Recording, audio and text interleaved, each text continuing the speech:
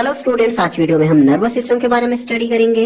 हम जानेंगे nervous system होता क्या है, नर्वस सिस्टम की बेसिक यूनिट जिसे हम न्यूरॉन बोलते हैं, इसके स्ट्रक्चर को हम समझेंगे। हम नर्वस सिस्टम के क्लासिफिकेशन और कौन कौन से ऑर्गन्स नर्वस सिस्टम में होते हैं उनके बारे में जानेंगे। तो चलिए वीडियो को स्टार्ट करते हैं। सबसे पहले बात करते हैं what is nervous system. Nervous system हमारी बॉडी का कंट्रोल सेंटर होता है। हम डेली लाइफ में जो भी एक्टिविटी करते हैं, हम खाना खाते हैं, हम सोते हैं, हम रनिंग करते हैं, हम वॉकिंग करते हैं, हम सोचते हैं, इवन आप ये वीडियो भी देख रहे हैं तो भी आपका नर्वस सिस्टम काम कर रहा है, तभी आप ये वीडियो देख पा रहे हैं, समझ पा रहे हैं। अगर नर्वस सिस्टम ना हो तो ये सब कुछ कर पाना पॉसिबल नहीं है। हमारी बॉडी के दूसरे जितने भी सिस्टम्स होते हैं, जैसे कि डाइजेस्टिव सिस्टम है, रेस्पिरेटरी सिस्टम है, मस्कुलर सिस्टम है, वगैरह वगैरह, जितने भी सिस्टम्स हैं वो नर्वस सिस्टम पर फुल्ली डिपेंडेंट होते हैं। नर्वस सिस्टम एक्चुअली में करता क्या है, हमारे बॉडी के ऑर्गन्स को ऑर्डर देता है कोई काम करने के लिए और तभी वो काम हम कर पाते हैं। नर्वस सिस्टम की जो फंडामेंटल यूनिट होती है उसे हम न्यूरॉन बोलते हैं। न्यूरॉन क्या है? नर्वस सिस्टम का सेल है। जैसा कि आप जानते हैं हमारी पूरी बॉडी छोटे छोटे सेल्स से मिलकर के बनी हुई है। सेल्स कई टाइप के होते हैं, तो जो नर्वस सिस्टम वाला सेल होता है उसे हम न्यूरॉन बोलते हैं। न्यूरॉन क्या करता है? न्यूरॉन नर्व इम्पल्सेस जनरेट करता है। नर्व इम्पल्सेस क्या होते हैं? नर्व इम्पल्सेस एक्चुअली एक मैसेज होता है जो कि हमारे ब्रेन से हमारे ऑर्गन्स तक जाता है या हमारे ऑर्गन से हमारे ब्रेन तक आता है। नर्व इम्पल्सेस कितने टाइप के होते हैं? इलेक्ट्रिकल नर्व इम्पल्स और chemical nerve impulse. Electrical nerve impulse वो नर्व इम्पल्स होते हैं जो कि न्यूरॉन के अंदर ही ट्रांसफर होते हैं और केमिकल नर्व इम्पल्सेस वो नर्व इम्पल्सेस होते हैं जो कि दो न्यूरॉन के बीच ट्रांसमिट होते हैं। अब ये कैसे हो पाता है, इसके लिए हमें न्यूरॉन के स्ट्रक्चर को समझना होगा। ये देख सकते हैं स्क्रीन पर आपको न्यूरॉन का स्ट्रक्चर दिख रहा है। ये न्यूरॉन आपको देखने में बॉडी के दूसरे सेल से थोड़ा सा अलग लग रहा होगा क्योंकि इसमें ये आपको टेल दिख रही है, जबकि दूसरे बॉडी सेल्स में इस टाइप की कोई टेल नहीं होती है। उनमें सिर्फ ये वाला पार्ट होता है जो कि मैंने अभी हाईलाइट किया है। तो न्यूरॉन में क्या क्या होते हैं यहाँ पर मैंने लेबलिंग कर रखी है, आप इन नामों का ध्यान रखें। जैसे कि जो न्यूरॉन की मेन सेल बॉडी होती है, इसके अंदर न्यूक्लियस होता है। इसके अलावा इसमें डेंड्राइट्स भी होते हैं जो कि दूसरे सेल्स में नहीं होते। और इनके अलावा इसमें एक एक्सॉन जो कि एक टेल लाइक स्ट्रक्चर होता है वो होता है। एक्सॉन के ऊपर यहाँ पर माइलिन शीथ होती है। दो माइलिन शीथ के बीच का जो स्पेस होता है उसे नोड्स ऑफ रेनवियर बोलते हैं। और एक्सॉन की एंडिंग में एक्सॉन टर्मिनल्स होते हैं जिन्हें हम एक्सॉन एंडिंग या नर्व एंडिंग भी बोल सकते हैं।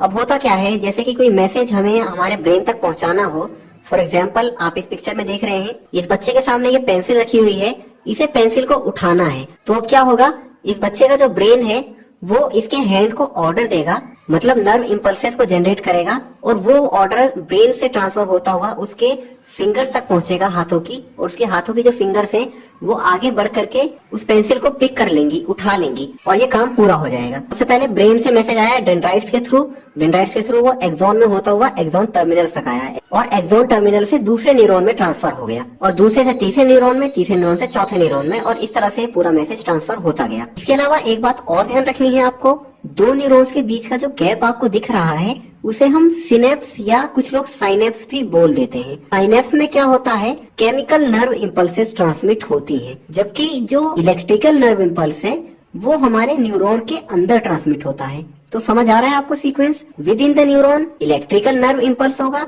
और दो न्यूरॉन्स के बीच यानी सिनेप्स के थ्रू होता हुआ जो नर्व इम्पल्स ट्रांसमिट होगा उसे हम केमिकल नर्व इम्पल्स बोलते हैं। ठीक है स्टूडेंट्स, तो यहाँ तक तो आपको समझ आ गया। अब आगे बात करते हैं हम न्यूरॉन्स कितने टाइप के होते हैं। तो न्यूरॉन्स तीन टाइप के होते हैं। पहले होते हैं सेंसरी न्यूरॉन, दूसरे होते हैं मोटर न्यूरॉन और तीसरे होते हैं इंटर न्यूरॉन। इन तीनों को भी समझ लेते हैं हम। सेंसरी न्यूरॉन को एफेरेंट न्यूरॉन भी बोलते हैं। एफेरेंट न्यूरॉन का क्या काम होता है, नर्व इम्पल्सेस को सेंसरी ऑर्गन से ब्रेन तक लेकर के जाना। जैसे कि मैंने कुछ देखा तो मैंने क्या देखा मुझे ये कैसे पता चलेगा, उसके लिए मेरी आईज किसी चीज को देख करके मैसेज को ब्रेन तक पहुंचाएंगी और ब्रेन से डिटेक्ट करेगा कि अच्छा जो चीज मैंने देखी है वो ये है। तो ये हो गए सेंसरी न्यूरॉन्स जिसमें आपके सेंस ऑर्गन्स काम करते हैं। दूसरे टाइप के जो न्यूरॉन है मोटर न्यूरॉन, जिसे हम इफेरेंट न्यूरॉन भी बोलते हैं। इफेरेंट न्यूरॉन का क्या काम होता है, नर्व इम्पल्सेस को ब्रेन से टारगेट ऑर्गन तक लेकर के जाना। जैसा कि मैंने एक बच्चे का एग्जांपल देकर के आपको समझाया कि उसे पेंसिल उठानी थी तो उसके ब्रेन ने ऑर्डर दिया और उसने पेंसिल पिक कर ली। तो वो मैसेज कैसे ट्रांसमिट हुआ, मोटर न्यूरॉन के थ्रू ट्रांसमिट हुआ। तीसरे टाइप के जो न्यूरॉन होते हैं वो इंटर न्यूरॉन होते हैं, जिन्हें हम रिले न्यूरॉन्स भी बोलते हैं। रिले न्यूरॉन में दोनों टाइप के फीचर्स होते हैं, सेंसरी न्यूरॉन के भी और मोटर न्यूरॉन के भी। ये एक ही समय में दोनों टाइप के नर्व इम्पल्सेस को ट्रांसमिट कर सकते हैं। तो स्टूडेंट्स, मुझे उम्मीद है यहाँ तक आपको सभी चीजें अच्छी से समझ आ रही होंगी। अब हम आगे बढ़ते हैं और बात करते हैं नर्वस सिस्टम के क्लासिफिकेशन की, मतलब नर्वस सिस्टम को कितने पार्ट में डिवाइड किया गया है। नर्वस सिस्टम को दो पार्ट में डिवाइड किया गया है। पहला है सेंट्रल नर्वस सिस्टम, जिसे हम सीएनएस भी बोल देते हैं। दूसरा है पेरिफेरल नर्वस सिस्टम, जिसे हम पीएनएस भी बोल देते हैं। सेंट्रल नर्वस सिस्टम में दो ऑर्गन्स होते हैं, एक होता है ब्रेन और दूसरा होता है स्पाइनल कॉर्ड, जैसा कि आप इस पिक्चर में देख रहे हैं। तो ब्रेन और स्पाइनल कॉर्ड कहाँ है? बॉडी के सेंटर में है। तो आप इजीली याद रख सकते हैं कि सेंट्रल नर्वस सिस्टम के अंदर ब्रेन और स्पाइनल कॉर्ड आते हैं। अगर बात की जाए पेरिफेरल नर्वस सिस्टम की, तो पेरिफेरल नर्वस सिस्टम में हमारी नर्व्स आ जाती हैं। मतलब जो पार्ट ब्रेन और स्पाइनल कॉर्ड में नहीं होता है वो पेरिफेरल नर्वस सिस्टम का ही पार्ट होता है। और पेरिफेरल नर्वस सिस्टम को भी दो पार्ट में डिवाइड किया गया है, ऑटोनोमिक नर्वस सिस्टम और somatic nervous system. Autonomic nervous system क्या करता है? हमारी बॉडी के इनवॉलंटरी मूवमेंट्स को कंट्रोल करता है। जैसे कि हमारे विसरल ऑर्गन्स जो होते हैं, हमारी बॉडी के इंटरनल ऑर्गन्स, जैसे कि हमारी लंग, जैसे कि हमारी किडनी, हमारा स्टमक वगैरह वगैरह, इन सबको कौन कंट्रोल करता है? ऑटोनोमिक नर्वस सिस्टम कंट्रोल करता है। आपको नाम से ही पता चल रहा होगा, ऑटोनोमिक मतलब काम ऑटोमेटिक हो रहा है। आपका डाइजेशन का प्रोसेस ऑटोमेटिक चलता है, आपको तो नहीं कराना पड़ता। आपने फूड का इंटेक किया और डाइजेशन का प्रोसेस अपने आप बॉडी के अंदर होने लगता है। तो ये है ऑटोनोमिक नर्वस सिस्टम। और सोमेटिक नर्वस सिस्टम क्या होता है? हमारी बॉडी के वॉलंटरी मूवमेंट्स को कंट्रोल करता है। जैसे कि हमारे स्केलेटल मसल्स हैं, तो उसे कौन कंट्रोल करेगा? सोमेटिक नर्वस सिस्टम कंट्रोल करेगा। मतलब मुझे कोई चीज एक जगह से उठा करके दूसरी जगह ले जानी है, तो सोमेटिक नर्वस सिस्टम यहाँ पर काम करेगा। जैसे कि मैंने बच्चे के एग्जांपल से आपको समझाया था कि उसे पेंसिल पिक करनी थी, तो पेंसिल को पिक करने के लिए उसके सोमेटिक नर्वस सिस्टम ने काम किया कि इस पेंसिल को उठा करके इधर लाओ। वहां पर उसकी मसल्स ने काम किया, जो कि वॉलंटरी है। मतलब जब हम चाहें जब भी वो एक्टिविटी कर सकती है, जब हम ना चाहें जब वो नहीं कर सकती। अब अगर ऑटोनोमिक नर्वस सिस्टम में हम थोड़ा सा और आगे बढ़ेंगे, तो ऑटोनोमिक नर्वस सिस्टम को फर्दर सब डिवाइड किया गया है दो पार्ट्स में। पहला है सिंपैथेटिक नर्वस सिस्टम और दूसरा है parasympathetic nervous system. Sympathetic nervous system क्या होता है?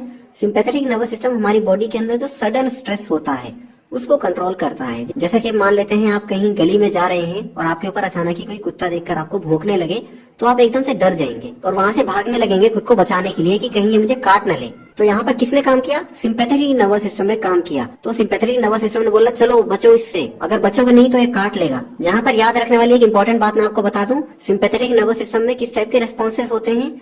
इसमें होते हैं फाइट एंड फ्लाइट। ये मैंने हाईलाइट कर रखा है, इसे ध्यान रखिएगा आप। मतलब अगर करोगे नहीं तो मर जाओगे आप, ऐसा कुछ समझ सकते हैं आप इसे। और अगर बात की जाए पैरासिम्पैथेटिक नर्वस सिस्टम की, तो पैरासिम्पैथेटिक नर्वस सिस्टम क्या है? ये हमारी बॉडी को नॉर्मल रखने में काम आता है। जैसे कि अभी मैंने बताया, आपकी बॉडी के ऊपर कोई सडन स्ट्रेस आया तो वहां पर सिंपैथेटिक नर्वस सिस्टम एकदम से एक्टिव हो गया आपकी बॉडी को बचाने के लिए। लेकिन पैरासिम्पैथेटिक नर्वस सिस्टम क्या करेगा? आपकी बॉडी को नॉर्मलाइज करेगा। इसके अलावा पैरासिम्पैथेटिक नर्वस सिस्टम हमारी बॉडी का जो होमियोस्टेसिस है, मतलब हमारा जो टेम्परेचर वगैरह है वो बिल्कुल नॉर्मल हो, इसके लिए काम करता है। पैरासिम्पैथेटिक नर्वस सिस्टम में किस टाइप के रिस्पॉन्सेज होते हैं? इसमें होते हैं रेस्ट एंड डाइजेस्ट। ये आप ध्यान रखिएगा, ये भी मैंने हाईलाइट कर दिया है। तो स्टूडेंट्स, नर्वस सिस्टम के क्लासिफिकेशन के बारे में आपको बहुत अच्छे से समझ आ गया होगा। अब लास्ट में मैं नर्वस सिस्टम के ऑर्गन्स के बारे में भी आपको एक बार बता देता हूँ। नर्वस सिस्टम में तीन टाइप के ऑर्गन्स होते हैं, एक होता है ब्रेन, दूसरा होता है स्पाइनल कॉर्ड और तीसरी होती है नर्व्स। अब ब्रेन और स्पाइनल कॉर्ड किसके पार्ट होते हैं? मैंने पहले ही आपको बता दिया है क्लासिफिकेशन के अंदर। ये होते हैं सेंट्रल नर्वस सिस्टम के पार्ट, जो कि सेंटर में आपको खुद भी दिख रहे हैं इस पिक्चर के अंदर। और नर्व्स किसकी पार्ट होती हैं? पेरिफेरल नर्वस सिस्टम की। मतलब जो सेंट्रल नर्वस सिस्टम से अलग जितना भी बचा हुआ पार्ट है नर्वस सिस्टम के अंदर, वो सारा का सारा किसमें आता है? पेरिफेरल नर्वस सिस्टम के अंदर आता है। तो ये तीनों ऑर्गन हैं जो कि हमारे नर्वस सिस्टम के अंदर होते हैं। इन तीनों ऑर्गन्स के बारे में हम इस वीडियो के नेक्स्ट पार्ट में डिटेल में पढ़ेंगे। वो वीडियो भी आप जरूर देखिएगा ताकि नर्वस सिस्टम आपको कम्प्लीटली समझ में आ जाए। ये वीडियो आपको कैसी लगी कमेंट्स में लिखकर जरूर बताएं। मिलते हैं इसी तरह की किसी नई वीडियो में।